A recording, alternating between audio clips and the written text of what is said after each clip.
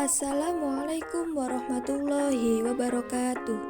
Baiklah, di sini kami dari kelompok 3. Saya Ulfa Nur Ma'rifah dan teman saya Inas Aliarida. Di sini kami akan menjelaskan tentang materi pengertian organisasi dan struktur organisasi. Untuk ringkasan materinya yaitu sebagai berikut. Yang pertama, pengertian organisasi. Organisasi adalah suatu kelompok orang dalam suatu wadah untuk tujuan bersama. Organisasi pada dasarnya digunakan sebagai tempat atau wadah di mana orang-orang berkumpul. Adapun pengertian organisasi menurut para ahli, yang pertama, James D. Money mengemukakan bahwa organisasi adalah bentuk setiap perserikatan manusia untuk mencapai tujuan bersama. Yang kedua, menurut Chester I. Bernard berpendapat bahwa organisasi merupakan suatu sistem aktivitas kerja sama yang dilakukan oleh dua orang atau lebih. Dan yang ketiga, menurut Stephen P. Robbins menyatakan bahwa organisasi adalah kesatuan sosial yang dikoordinasi secara sadar. Yang kedua, struktur organisasi. Pengertian struktur organisasi.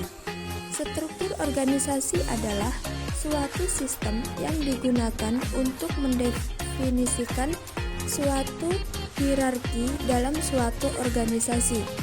Baiklah, itu tadi penjelasan dari saya, dan ringkasan materi selanjutnya akan dilanjutkan oleh teman saya yaitu Inas Aliarida. Kepadanya dipersilahkan.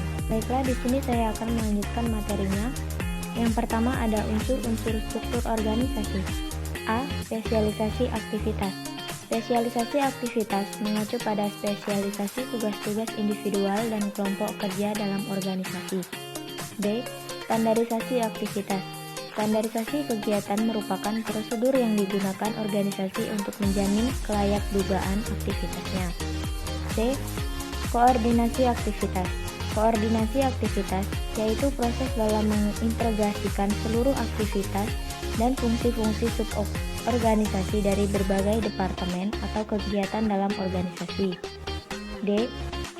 Sentralisasi dan desentralisasi pengambilan keputusan. Sentralisasi dan desentralisasi pengambilan keputusan mengacu pada lokasi otoritas pengambilan keputusan. Yang kedua, jenis-jenis struktur organisasi. A. Struktur organisasi berdasarkan fungsi. Struktur organisasi jenis ini menggabungkan semua orang yang terkait dalam suatu kegiatan atau beberapa kegiatan menjadi suatu bagian. Kelebihan atau kekurangan struktur organisasi. Yang pertama, cocok bagi lingkungan stabil. Yang kedua, menunjang pembagian keahlian dan lain-lain. Adapun kekurangannya atau kelemahan, yang pertama, pada organisasi yang besar, tanggapan lebih lambat diterima. Yang kedua, menyebabkan terjadinya kemacetan karena pelaksanaan tugas yang berurutan dan lain-lain sebagainya. B. Struktur organisasi berdasarkan produk atau pasar.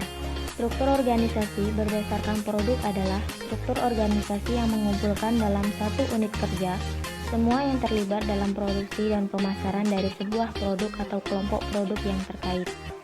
Adapun kelebihan atau kekurangan struktur organisasi.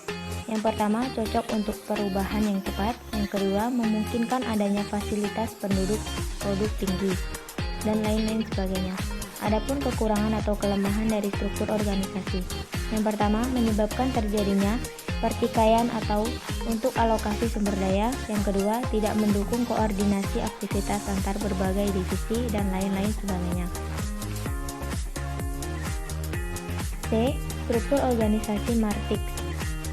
Pada struktur organisasi matriks, terdapat dua jenis struktur yang berjalan secara serempak.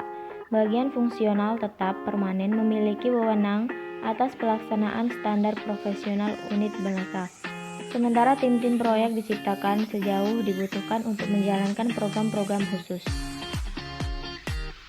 Mungkin itu saja yang dapat kami sampaikan. Kurang dan lebihnya kami mohon maaf. Saya akhiri.